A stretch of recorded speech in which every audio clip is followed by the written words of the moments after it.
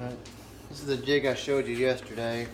See, it slides, able to put your gouge on there. I've actually already got a little stop here, so you can actually set up, get your perfect angle, tighten down the knob. That's not going anywhere. You can see here now you can just really get that perfect angle, get it super sharp. The next jig would be for like a spindle gouge or a spoon gouge.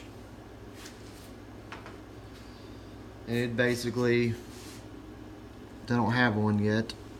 I have ordered them, but they're not here yet. But basically, you can see the grind here. With the spoon gouge, it would actually have a more of a sweeping profile, and it would actually come all the way around. So can't really do that with this jig, at least not very well. So now I have this jig. So the way this one works, I still got to put a screw in, but everything's glued up. So the way this one works is you put your gouge in here, the blade will come out here, this screws in, the knob will tighten it, and then you can actually adjust the angle here.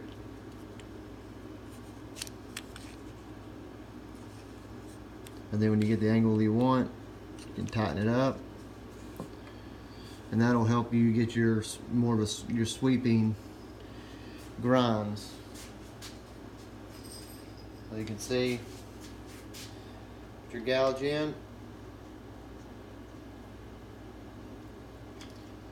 and then you got a stop block here, and it actually stops at 2 inches, so you can get it perfect every time.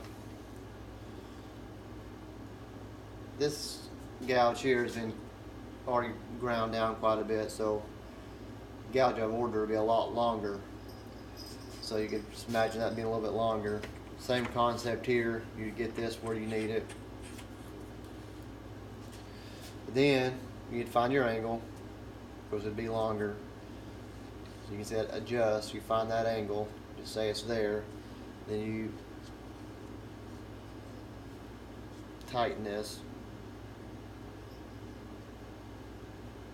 When that's tight, now you can see where you can really work on a